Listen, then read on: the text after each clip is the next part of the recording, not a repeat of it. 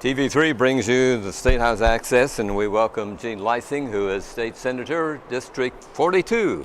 That's correct. And how many areas, how many counties do you cover? 7 counties. Seven counties. Olive Rush and parts of 6 others, although I really have all of Fayette except for one township. Yes, up there in the corner, I think Waterloo up in there, right, okay.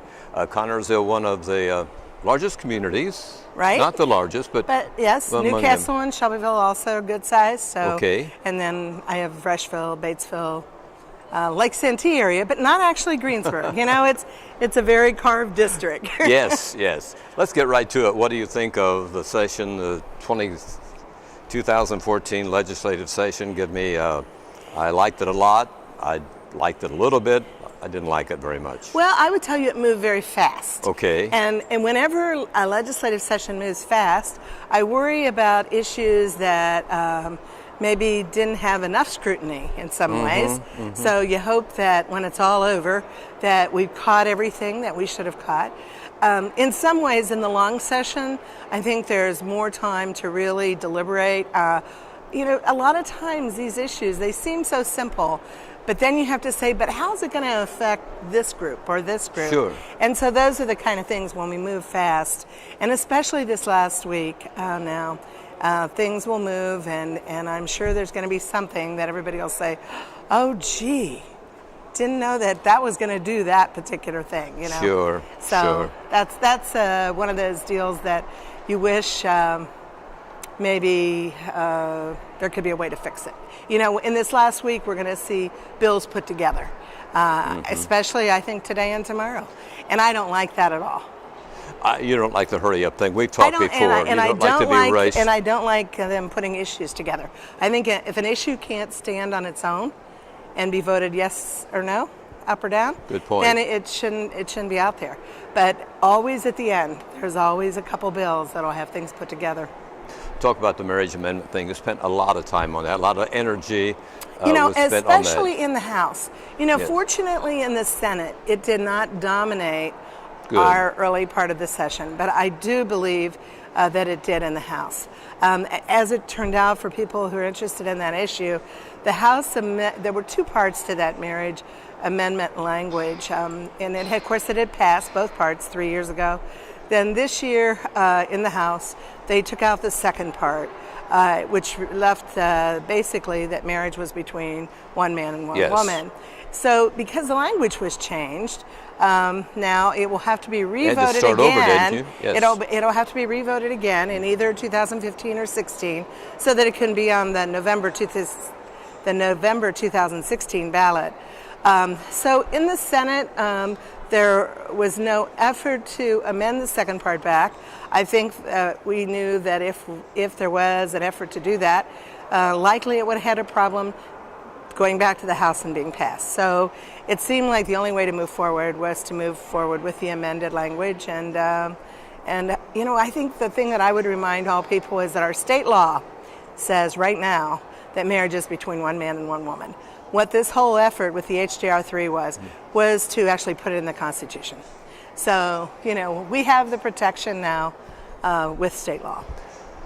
Does it really matter when the Supreme Court will make the final decision, Jean? Well, I think that some legislators are wondering that because they are definitely, the courts are making rulings in other states. Yes. And so I don't think any of us know. And so that whole court thing will probably enter into discussion next year again as to whether or not we should continue to move forward. But I think for many people, they're worried that if we just have it in state law, that the courts will knock it out. Yes. And that maybe it would be better to have it in the Constitution. So, you know, but I think that is probably just one of the important things that we were dealing with this session. Yes.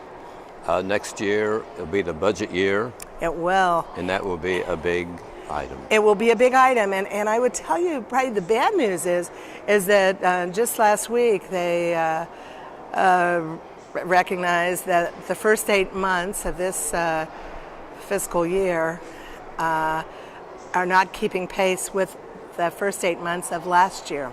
That's not a good sign. No, and it's very concerning to me because, you know, we based our budget last year on projections, and it's not meeting those projections. So legislators have been very cautious about any new spending this year. And, that's where sometimes people think at home when they're listening, well, the governor has his ideas, the House has their ideas, the Senate has their ideas. I think the Senate and the House, especially maybe the Senate, has been the more conservative of the three. Yes. Because we're worried about the funding. Speaking of money, yesterday, I'm not sure if you heard, the Connersville, we declared financial emergency at Connersville. I had not heard that. And we have to somehow cut $350,000 in our spending between now and the end of June. And you've already trimmed a lot, I Yes, know. and it's a very serious situation. Right. The Board of Works had a special session yesterday, and we affirmed the mayor's executive order of last week that we were cutting out overtime for all departments, clothing allowances, and we are getting the cooperation of the employees, which is most important. Well, that's great. And, Yes. and I know that part of that is due to those property tax caps. Yes, I was going to ask which you you about that. probably recall. I got in all kinds of trouble a few years ago because I didn't support the property tax caps. And I'm a property owner, so it's not that I wanted higher property taxes, but I was fearful that if we put in unequal property tax caps and changed the Constitution, and then we had any kind of downturn in the economy, and gosh, we did. Yes, that's what's happened. And so now it hasn't worked as well as people that were proponents of that thought it would. And so, but it's going to be impossible to get it reversed in the Constitution because, they're the majority of people in the state are homeowners, and they have the 1% cap, the lowest cap. And so they're not going to want to change that. And so I'm not sure what kind of alternatives the legislature are going to have to come up with, but I think they are going to have to deal with some kind of additional alternative funding for local units of government, whether it's cities, counties, even townships. Brings us to the business personal property tax. Right. That's a real concern for cities, as you know. It is, and even, of course, the governor's proposal was to just phase out completely over a period of time the personal property tax. And he said, well, we'd replace it with some other money. Well, there's no other money to replace it. So that is not going to fly. I can tell you that's not going to happen. Really? Okay. But I think that the House had a version and the Senate had a version. Yes. The House version was that it would be optional by county. The Senate version said if you were under $20,000 that you could be exempt. Now the Senate is talking about changing that to under $20,000 optional. Yes. And I'm guessing that will be the last decision made here at the end of this week. Whether or not there's any reduction at all, I think a lot of legislators are very concerned, even though the Senate version under $20,000 businesses with equipment of that value, it would help about 50% of the businesses in our state, the small businesses, and it would not impact very greatly the revenue because the personal property tax paid is primarily paid by the larger companies. Yes. But the reality is there's still a concern that they can't afford any amount. That's true, and if the option is in there that gives county against county, then there's that competition factor, which is not going to necessarily create a very level playing field. No, that's right. There's also, as part of the discussion in that issue, a decrease in the corporate tax.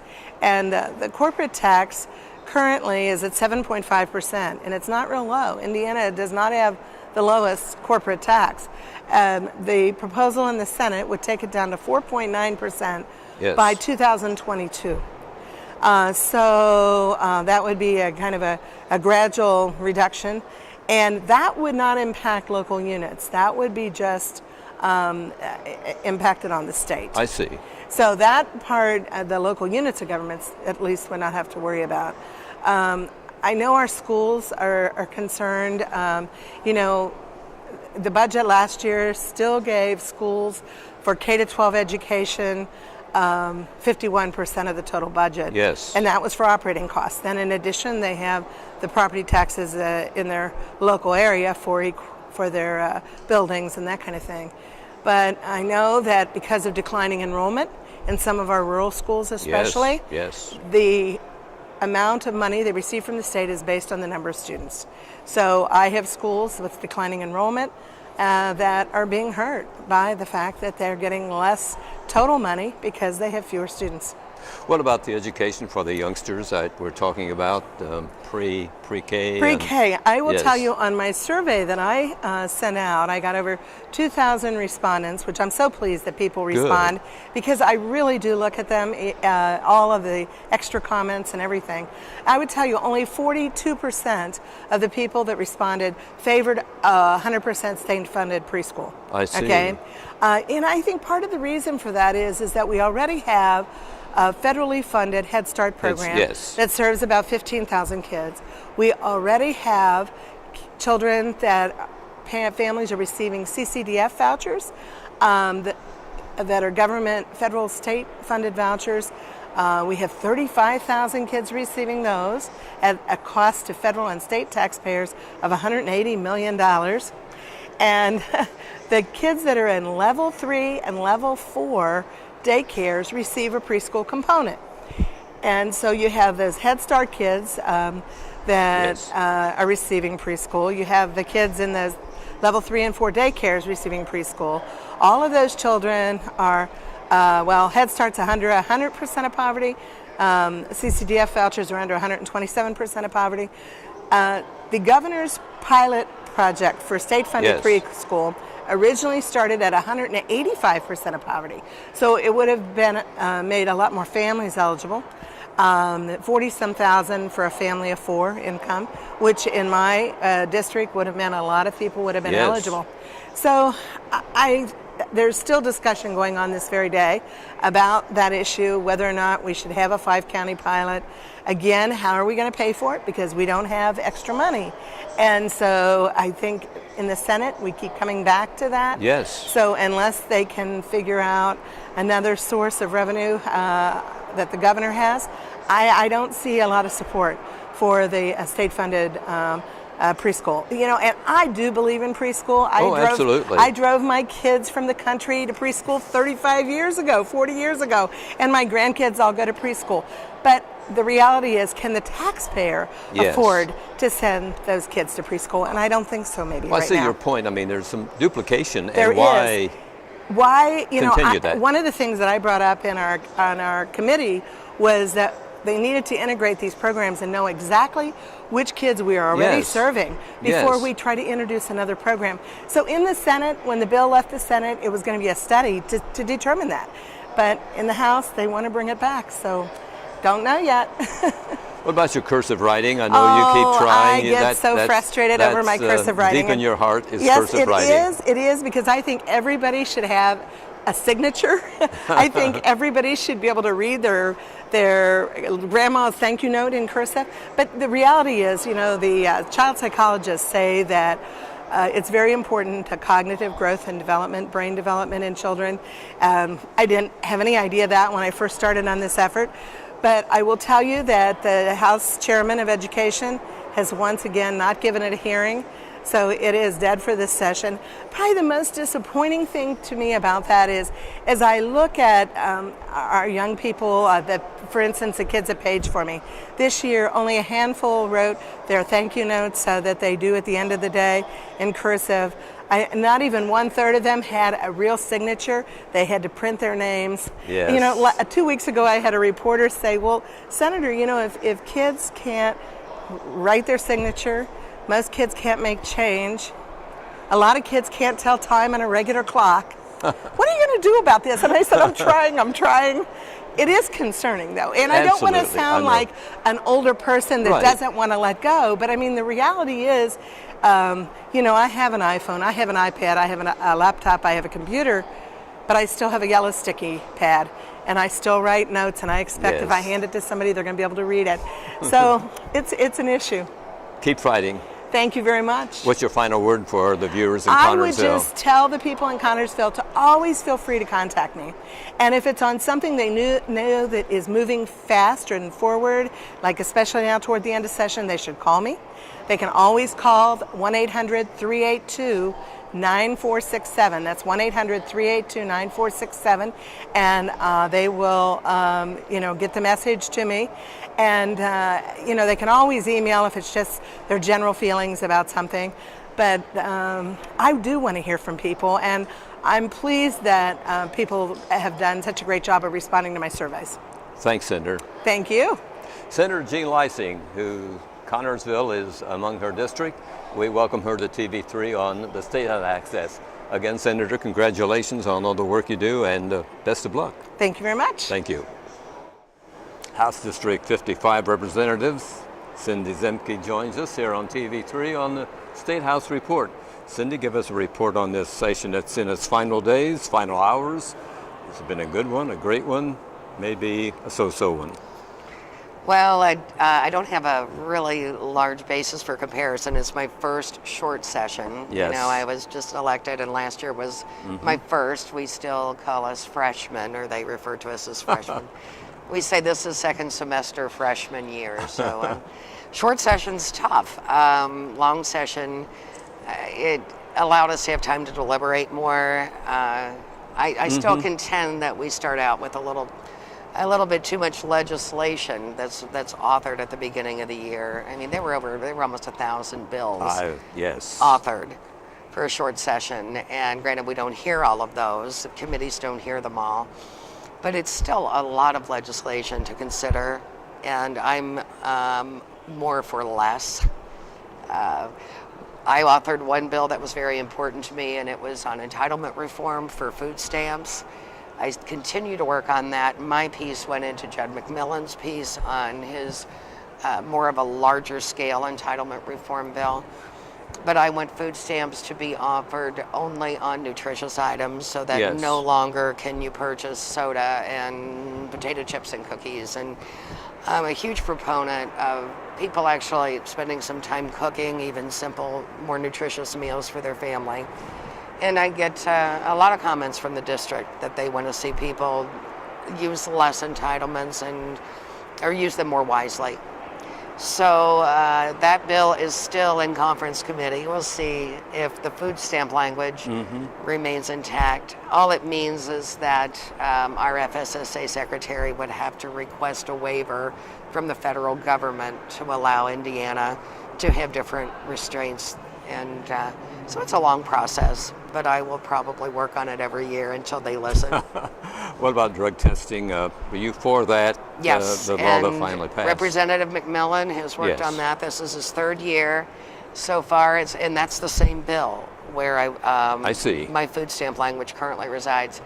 So far, it's looking like at least drug testing will pass for any recipient of TANF benefits who has had a drug conviction. Yes. And in my mind, it's a huge accomplishment that Representative McMillan's been able to do that. We really want to get a handle on the people that need help for drug addiction and their families that are being harmed because of that. So I'm thrilled that I think we'll be able to vote on that bill and it'll pass. Early in the session, so much time was spent on the marriage amendment.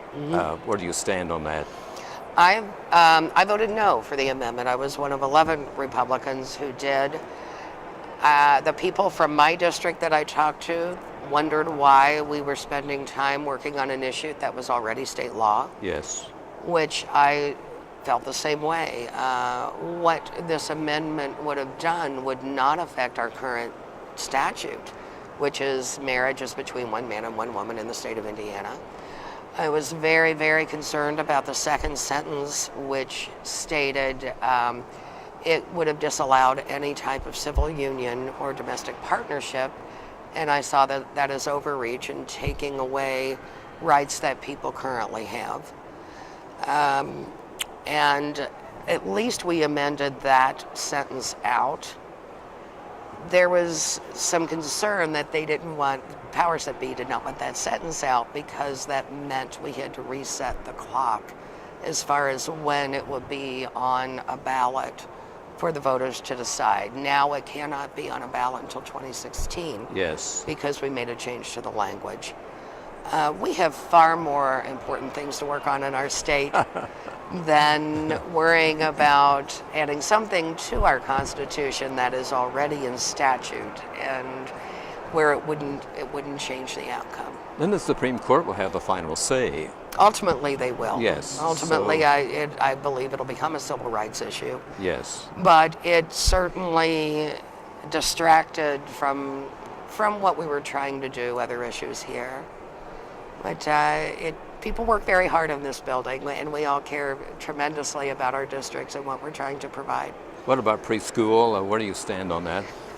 I, of course, would love to see, that the studies show that children who come from poverty are about a year and a half behind in their educational, where they stand in grade school. I don't want to see it being used as a babysitting service. I really do want to see children of poverty get that start. So I hope in some fashion we become smarter about early childhood education. I couldn't get a real straight answer on the funding because we currently have Head Start funds. Yes, there are programs. As well as CCDF funding, which is tax dollars, federal, that we administer for low-income families in daycare centers. So there are certain daycare centers that are paths to quality that are considered preschools. So there are already two different type of funding available, and we would be adding a third. I would Yes. rather it be explained better about duplication of funding. So we have to study the issue and give it some serious Yeah, thought. and I do certainly believe that it has merit. I would just like to see the funding explained better. Yes. What about this business property tax abolishment? There tremendous concerns by the locals. Oh, yes. Of where are we going to get the replacement money. The House version always made it a local option, to where the way this currently stands, it's one more tool for a county to use. It allows them to do a super abatement of up to $25 million. 20, something like Yeah. that, yes. Which was larger than in the past, and also over a longer amount of time. It would certainly be discretionary to the locals of how they choose to, if they choose to use it. A lot of the locals are afraid that it'll garner more competition from the other counties, but they currently have that with the abatement process we use. Yes, yes. And in Fayette County, in Connersville specifically, I want so much to have employment opportunities for the people there. Wayzata is a start, Yes. and we need more. And you're blessed to have Mayor Urban, who works so hard on economic development and constantly trying to get companies interested. So of the 5 counties in my district, Fayette certainly has had the most concern of mine as far as bringing larger industry and bringing more jobs. Connersville is your largest city, isn't it? Yes, it is. Yes. And how many other counties do you represent? I have all of Fayette County, half of Rush County, but not Rushville, half of Decatur County, including Greensburg, the two largest townships in Ripley County, so Batesville, Sundman, and Morris, 3 townships in Franklin, which comprises the rest of Batesville, Oldenburg, Hamburg. So, yes. I know you had the pleasure of congratulating the Greensburg basketball team on their championship Yes. of last season. An important law has been enacted, or I think sent to the governor, about concussions for athletes. Tell us about that. I haven't looked at the final piece of the legislation. So as far as, I know that it's been a big concern as Yes, far as student athletes and the rate of concussion and keeping our kids safe. But as far as the details, I can't speak to the exact I believe there details. has to be some kind of a medical person on board. Yes, that and has to where clear- they're limited as to when they can clear resume the play. youngster, yes, and everything. Yes, Right. after Right. receiving a Right. concussion.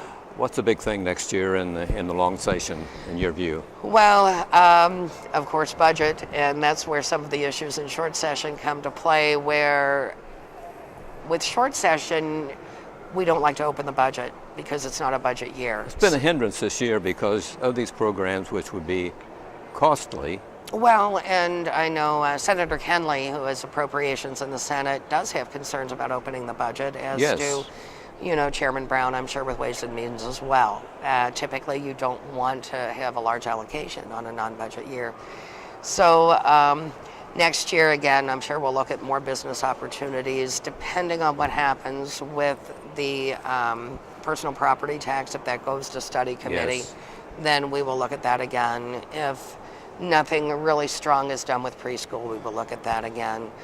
I really, again, want to continue to do more with entitlement reform and more with job creation. Those are two areas that I believe strongly Yes. that we need to do. You have a rural area that you cover. What can you do for those folks? We continue to look. I know with a lot of the farming, Senator Lysing had authored again, taking a look at soil productivity, which is their taxes are based upon that. Yes. That still hasn't been resolved, but we will delay that again. We'll be able to delay that taxing. Roads are always a concern. That is another one of the big projects we're looking on to release some of the Good. road funding. Good. It is going into a lot of large projects, and I continue to battle for some of the smaller ones as well. It's tough because there are large projects that are already shovel ready. Yes. So we continue to fight for our locals on road funding. Well, that's good because our taxes are equal to what Yeah. the other people pay, so we Yeah. are entitled to a share. Right. What are your final words for the people of Connersville watching us on TV3? I miss the Connersville folks. I haven't been there in a while. So with springtime, I hope to come and see. I do not have a primary opponent. I do have an opponent in the fall. I will be out there knocking on a few doors and visiting during county fairs. So I want to thank everyone for their support, and just know I'm there for you. Well, we want to invite you to Connersville, and hopefully sometime you can tour the Wayzata plant, because I can't know wait. the state has helped us a great deal in offering training money and so on. I can't wait to visit it. Thank you, Cindy. Thank you. Wonderful. Thank you. Cindy Zemke, who is House Representative District 55, which includes Connersville and Fayette County. Thanks for joining us here on the Statehouse Access.